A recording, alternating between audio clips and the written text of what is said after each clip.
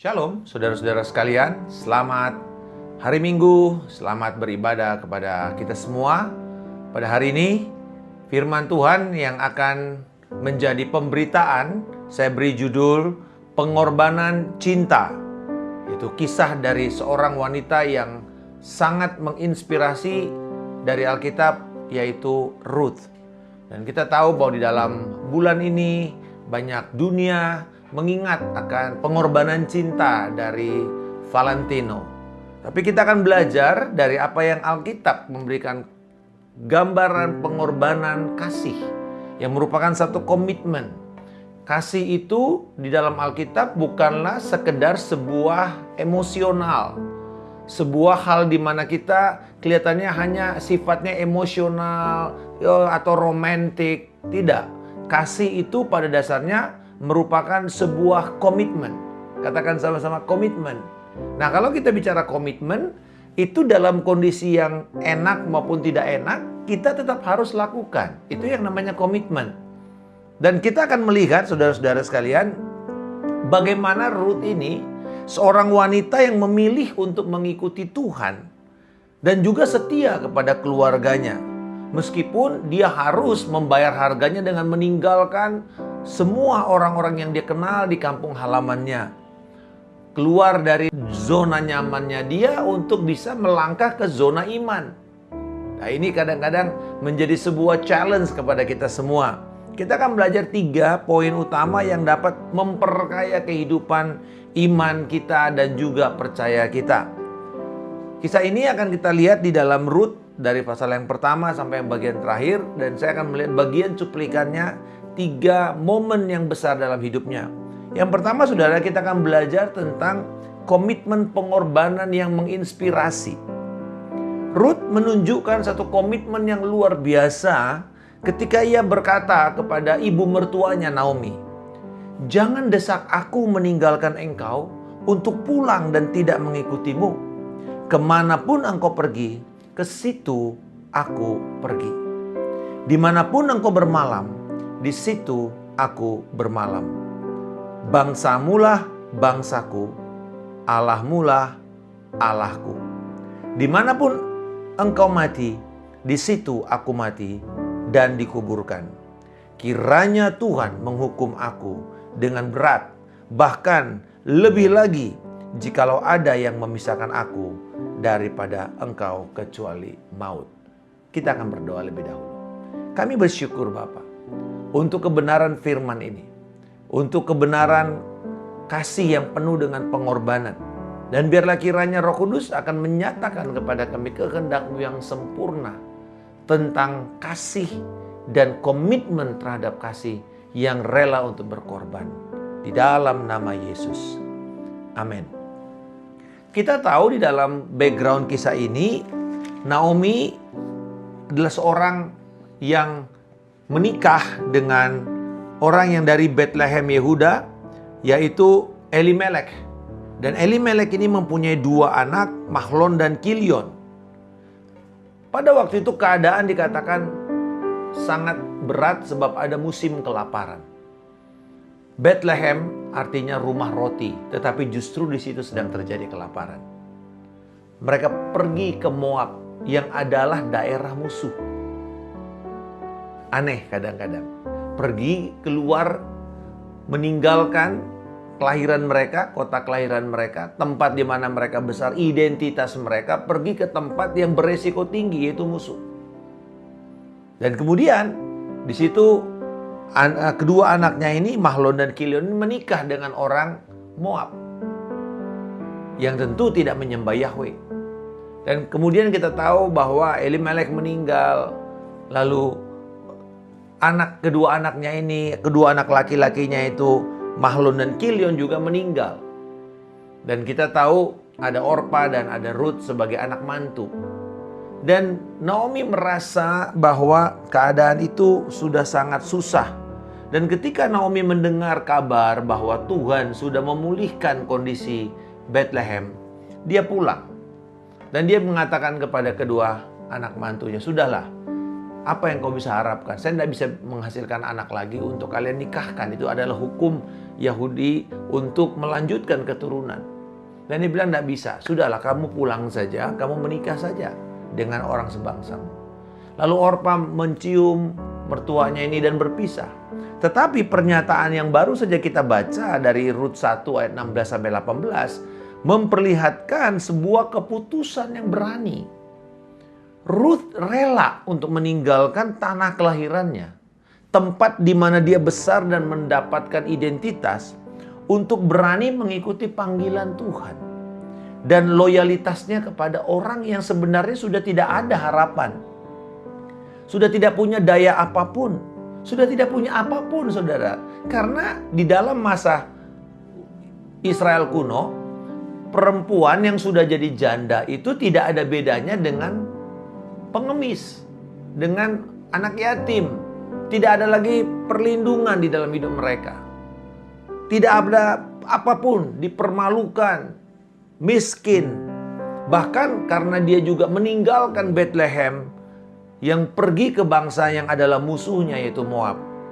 Jadi bayangkan sekarang Rut pulang, ikut seorang yang gagal, ikut seorang yang kemudian kita tahu bahwa nanti Naomi itu begitu pahitnya sehingga dia mengganti namanya menjadi Mara, yang artinya pahit, penuh dengan kekecewaan. Karena seluruh pengharapan baik itu suaminya, kedua anaknya meninggal. Dia tidak punya apa-apa lagi. Tetapi Rut mengikutinya dan bayangkan masuk ke sebuah bangsa yang memusuhi dia. Yang kita bisa melihat di sini poinnya bahwa pengorbanan pribadi yang dilakukan oleh Rut ini bukan untuk kepentingannya ternyata, tapi untuk sebuah kebaikan bersama. Dan kita bisa melihat bahwa tindakan ini mengajarkan kadang-kadang kita harus melepaskan kenyamanan kita demi kebenaran dan kasih yang lebih besar. Dan sebagai wanita, saudara-saudara, ini merupakan contoh bagaimana setiap orang itu dipanggil untuk hidup dalam iman. Setiap pengorbanan-pengorbanan kita yang kelihatannya kecil, itu bukan berarti tidak ada artinya. Apakah saudara melihat semua yang saudara kerjakan ini adalah sebuah kurban? Roma pasal yang ke-12 mengatakan setelah kita ditebus, setelah kita dimerdekakan, menerima Injil, maka respon kita yang pantas adalah menjadi kurban bagi Allah. Kurban yang hidup, yang suci, yang berkenan kepada Allah. Itulah ibadah kita yang patut, yang pantas. Jadi tidak ada, saudara-saudara, di dalam Kristus pengorbanan yang sepele. John Stott berkata, pengorbanan sejati datang dari hati yang dipenuhi iman. Dan dalam setiap pengorbanan kecil, kita sedang menyaksikan kasih Tuhan yang besar. Bagaimana kita bisa memperlihatkan kasih Allah, kasih Kristus kepada dunia ini, kepada orang di sekeliling kita? Sederhana sekali, saudara-saudara sekalian. Lakukanlah apa yang kita kerjakan, baik itu pekerjaan di dalam profesi kita, di dalam dunia usaha, bisnis, atau bahkan pada waktu kita masak, pada waktu kita menjahit, pada waktu kita mencuci piring. Hal yang kecil, tetapi justru itu adalah pengorbanan. Yang kecil itu di dalam iman merupakan sebuah pernyataan kasih Tuhan yang besar. Jadi jangan mengatakan, ini cuma sepele lah, ini gak ada artinya. Saudara-saudara, jangan merendahkan dan menghina pernyataan kasih Allah yang dipakai melalui hidup kita kepada orang lain. Rut memperlihatkan pengorbanan yang meninggalkan semua kenyamanannya itu ternyata adalah sebuah pengorbanan yang inspiratif, yang kemudian membuat orang berani untuk keluar dari daerah nyaman mereka untuk memuliakan Tuhan. Yang kedua, saudara, komitmen kasih itu mengizinkan keterlibatan Tuhan di dalam keseharian hidup. Di dalam perjalanan hidup Rut, kita bisa melihat bagaimana Tuhan dalam kedaulatannya, kadang-kadang nggak kelihatan, bekerja melalui situasi atau keadaan-keadaan yang sangat biasa, tapi justru menghasilkan kebaikan yang luar biasa. Di dalam kisah Rut ini, kita tahu bahwa Allah selalu hadir. Walaupun kadang-kadang kita tidak melihat, kita tidak merasakan secara kuat, tetapi Allah selalu hadir. Sekalipun mungkin dalam momen-momen yang sangat sederhana. Coba kita lihat dalam Rut pasal yang pertama ayat 21b. Mereka tiba di Bethlehem, yaitu rumah roti, pada permulaan panen jelai. Ini seperti awal pemulihan dari krisis. Kisah narasi awalnya di dalam kitab ini dibuka dengan keadaan yang lapar. Pada zaman Hakim memerintah terjadilah kelaparan di tanah Israel.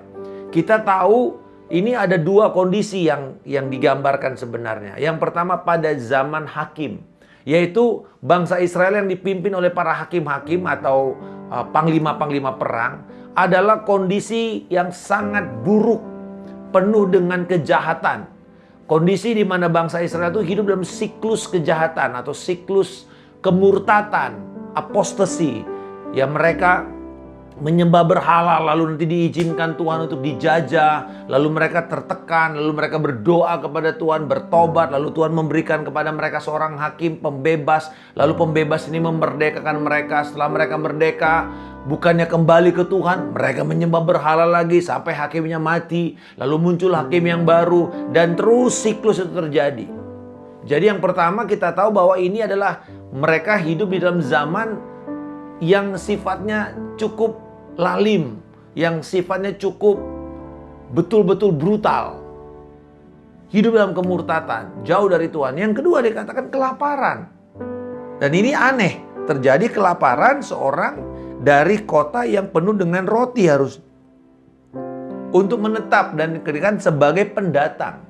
Jadi kita lihat sewaktu kisah di dalam Rut ini kemudian masuk kembali ke Bethlehem, itu seperti sebuah proses pemulihan dari kelaparan menuju awal musim panen jelai.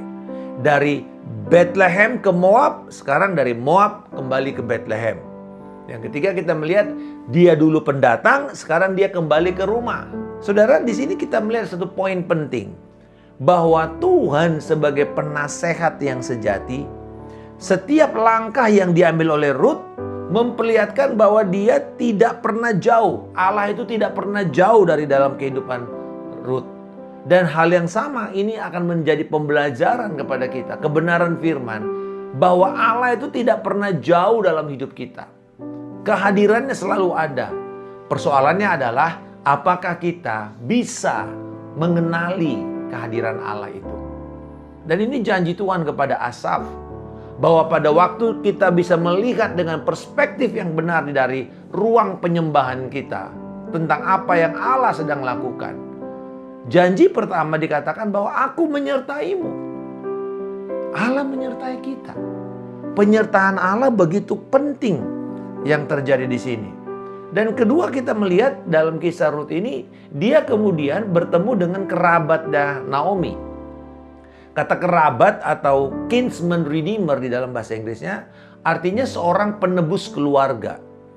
Ini merupakan gambaran dari kehadiran penebusan dan kisah pemulihan Allah yang nantinya kita tahu di dalam perjanjian baru ini merupakan perlambangan daripada karya Kristus.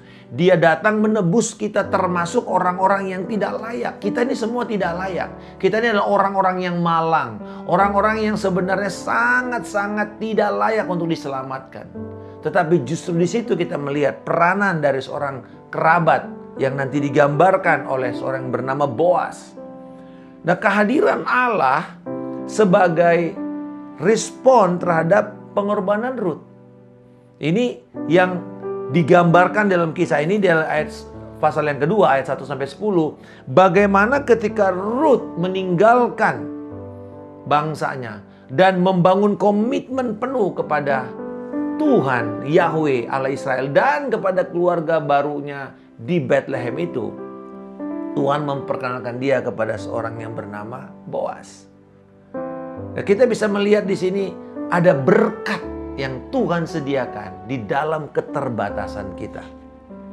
Nah, berkat ini memperlihatkan keterlibatan Tuhan dalam kehidupan Rut.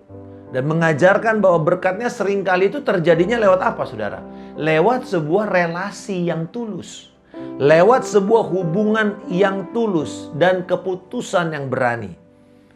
Di dalam ayat 11 dan 12 dari pasal 2, dikatakan Boas menjawab dia, telah diceritakan orang kepadaku segala sesuatu yang kau lakukan terhadap ibu mertuamu sesudah kematian suamimu.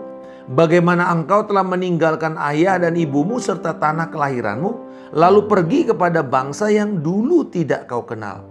Kiranya Tuhan membalas perbuatanmu, kiranya upahmu sepenuhnya dikaruniakan oleh Tuhan, Allah Israel, yang di bawah sayapnya engkau datang berlindung. Boas di dalam jawabannya ini memperlihatkan orang yang hidupnya di dalam kondisi yang begitu terbatas, tetapi tetap bisa diberkati Tuhan dengan dua cara. Tuhan akan memakai relasi yang tulus dari orang-orang sekeliling kita. Karena begini saudara, kalau kita ini ingin untuk mengenal Allah, kalau kita ingin untuk kembali kepada Tuhan, walaupun cuma baru kepengen, belum tahu, belum punya niat besar, tapi cuma baru kepengen, Tuhan dari sorga akan mulai bekerja untuk membawa segala hal untuk membuat Kristus dinyatakan kepada orang tersebut. Dia akan mengorkestrasi orang, kecukupan, bantuan, pertolongan, semuanya akan dikonsentrasikan. Demikian juga saudara, apakah Ruth punya ide bahwa dia nanti akan menjadi seorang ibu yang menikah? Enggak ada. Bagaimana mungkin? Sudah tidak ada harapan. Untuk jadi seorang pengemis saja udah bagus. Dan itu yang dilakukan oleh Ruth. Di dalam pasal yang kedua ini, dia mulai bekerja untuk memungut bulir-bulir jelai. Dia bukan orang yang baris paling depan yang memungut semuanya. Dia orang baris paling belakang, dan itu adalah urut-urutan biasanya ya.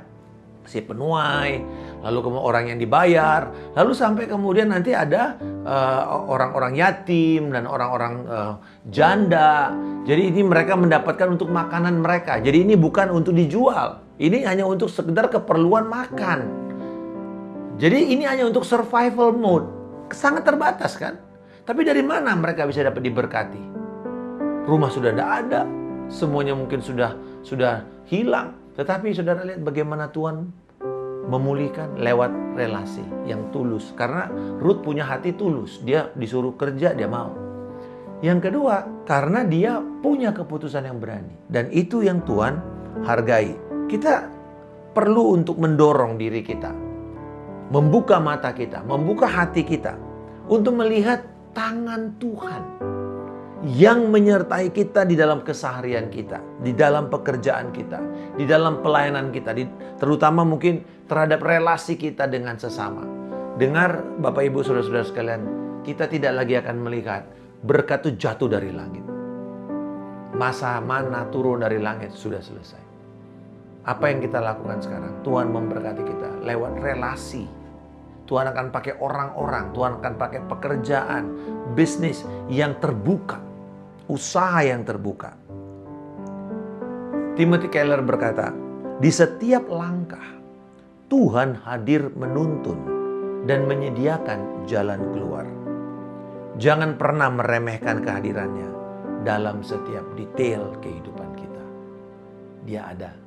Dia terus akan menyertai kita.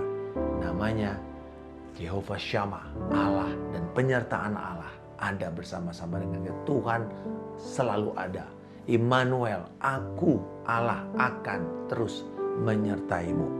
Pengorbanan cinta itu memerlukan komitmen untuk menginspirasi. Yang kedua, kehadiran Allah di dalam keseharian kita. Yang ketiga, transformasi melalui pengorbanan cinta. Kisah Ruth tidak hanya tentang loyalitas pribadi, tetapi juga bagaimana kasih yang penuh pengorbanan itu dapat mengubah hidup seseorang. Bahkan masa depan sebuah komunitas, dalam konteks Ruth, masa depan sebuah bangsa. Hubungan Ruth dengan Boas itu menggambarkan atau mengilustrasikan bagaimana kebaikan dan kasih yang tulus itu bisa membawa transformasi, bisa membawa perubahan, serta berkat yang melimpah. Kita melihat bahwa dengan dia menikah lalu menghasilkan anak, ini membuka pintu berkat yang begitu besar, dan ini juga akan mengubah nasib dari garis keturunan Yehuda. Kita tahu saudara-saudara sekalian, Yehuda itu karena dosanya, dia dihukum Tuhan untuk tidak boleh menjadi raja, tidak boleh memimpin bangsa Israel. Sebagaimana dinubuatkan bahwa tongkat kerajaan itu ada dalam Yehuda. Tetapi karena perzinahannya, dia dihukum Tuhan 10 keturunan tidak boleh jadi raja. Dan kita tahu bahwa Rut ini sedang melahirkan nanti Obed melahirkan Isai, dan Isai melahirkan Daud. Dan pada waktu nanti selesai di Isai, maka kemudian kita tahu Daud sudah kembali memenuhi syarat untuk bisa menjadi raja. Luar biasa. Saudara lihat bahwa bagaimana Tuhan itu bisa membawa keadaan yang kelihatannya absurd, ganjil, aneh, mungkin bahkan tidak layak untuk diceritakan, tetapi itu masuk di dalam silsilah Yesus. Dan tindakan pengorbanan Rut ini akhirnya membuka pintu berkat. Bukan hanya buat diri mereka. Dia dinaikkan harga dirinya sebagai seorang wanita. Dia menikah dengan seorang pria yang terhormat. Bukan cuma sekedar kaya loh. Tapi kehormatan itu yang penting. Dan dia bersedia untuk mengambil tanggung jawab. Yang sekalipun sebenarnya Boas itu bukan tanggung jawabnya dia. Ada orang lain. Ada kerabatnya lain yang lebih layak. Tetapi kerabatnya itu justru menolak. Sudah tidak mau lagi mengambil tanggung jawab itu. Dan akhirnya Boas mengatakan, kalau gitu izinkan saya mendapatkan kehormatan itu. Dan itulah yang terjadi. Boas menikahi Rut. Dan ini menjadi model dari kasih Tuhan. Ini adalah cerminan dari kasih penyelamatan Allah yang melampaui batas-batas manusia. Dan menunjukkan bagaimana kemudian di dalam pengorbanan itu, dalam kasih yang betul-betul berkorban itu, menghasilkan sebuah perubahan atau transformasi ilahi. Saudara, kisah Yesus yang menggambarkan orang Samaria, yang menolong orang Yahudi, yang adalah musuh, berbeda secara budaya, berbeda secara agama, berbeda secara keyakinan, berbeda secara kultur dan sosial. Tetapi justru Yesus membawa kisah orang Samaria ini menjadi pahlawan yang mengubah cara berpikir manusia. Siapakah sesama kita manusia itu? Yaitu siapa saudara? Orang yang bisa memperlihatkan kasihnya melampaui batas agama, batas keyakinan, batas budaya, batas ras, batas kelompok dan golongan. Itulah yang membuat kekristenan di Efesus pasal yang kedua itu, yang menceritakan bagaimana dahulunya ada tembok besar, ada dinding besar, ada pembatas besar, tapi diruntuhkan oleh karena Kristus dan kasih Kristus yang telah masuk ke dalam bait suci, meruntuhkan pertama penghalang antara kita dengan Allah. Dan oleh penebusannya juga kita menerima bagaimana kita mengasihi orang yang sebenarnya mungkin tidak layak untuk menerima kasih kita. Mereka mungkin adalah orang yang membenci kita, orang yang berniat untuk mencelakakan kita. Tetapi justru kasih yang diperlihatkan oleh orang Samaria ini adalah gambaran kasih Kristus. Dialah the ultimate Samaritans itu. Dialah orang Samaria yang paling hebat itu saudara. Dialah pahlawan itu karena dia telah melewati batas-batas perbedaan sekat-sekat manusia hanya untuk membuat kita bisa diselamatkan. Charles Spurgeon mengatakan begini, cinta atau kasih yang mengorbankan diri adalah cermin kasih Tuhan bagi dunia. Dalam setiap tindakan pengorbanan, kita turut menyusun kisah keselamatan yang agung. Berarti ketika kita mengambil langkah, melayani, mengasihi orang yang sebenarnya mungkin buat kita tidak pantas menerima kebaikan itu, kita sedang menyusun kisah keselamatan, kisah penuaian, kisah perubahan hidup, transformasi besar-besaran. Sekarang sebagai kesimpulan dan tantangan bagi kita sehari-hari, kisah Rut ini mengisahkan kepada kita, mengingatkan kepada kita bahwa melalui komitmen pengorbanan kita yang memberi inspirasi dan bagaimana kita melihat keterlibatan Tuhan, melibatkan kehadiran Allah di dalam kehidupan keseharian kita, serta sebuah transformasi yang dihasilkan dari kasih yang tulus, yang penuh pengorbanan, kita bisa menjadi saksi-saksi Kristus yang hidup dan yang efektif. Kisah Rut ini telah membuktikan bahwa dalam kesetiaan dan pengorbanan, dalam keterbatasan, Tuhan dapat membuka jalan bagi berkat yang melimpah. Saya ingin mengajak kita semua pada hari ini untuk kita merenungkan apa saja panggilan pengorbanan dalam kehidupan kita. Apa saja yang kita lihat, semua yang kita kerjakan sebenarnya adalah pengorbanan yang akan memuliakan Tuhan. Yang kedua, bagaimana kita bisa menjadi lebih peka untuk melihat tangan Tuhan, untuk melihat kehadiran Tuhan di dalam setiap detail kehidupan keseharian kita. Dan apakah kita ini sudah mencerminkan kasih yang penuh dengan pengorbanan yang bisa membawa perubahan pada hidup orang yang merasakan kasih kita, merasakan Kristus yang betul-betul sudah mendarah daging dalam hidup kita. Dan ini kemudian memberkati banyak orang. Saya mau mengajak kita saudara-saudara sekalian, mari kita berjalan dalam iman, berjalan dalam kasih yang penuh dengan pengorbanan. Kita sambut setiap kesempatan. Seize the moment, seize the day, carpe diem. Take the opportunity. Jangan tunggu-tunggu waktu, belum sempurna, belum cocok, belum ideal, belum pas, aku belum cukup. Ketika kita mau melakukan pengorbanan dan kasih yang penuh dengan pengorbanan, jangan lihat keadaannya sampai ideal.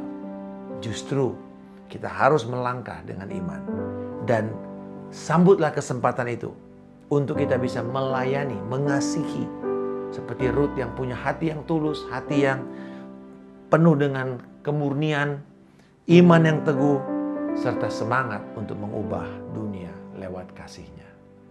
Bapa, kami mengucap syukur pada hari ini Tuhan. Kiranya kebenaran firman-Mu ini akan mengingatkan kepada kami kasih yang penuh dengan pengorbanan dan mampu melihat tangan Tuhan di dalam hidup kami setiap hari. Serta pengorbanan kami ini, kasih kami ini akan mengubah orang-orang di sekeliling kami untuk menuai bagi kemuliaan Kristus. Dalam nama Tuhan Yesus Kristus, kita berdoa dan mengucap syukur. Haleluya. Amin. Salam kemenangan. Saya Pendeta Markus Simanjuntak.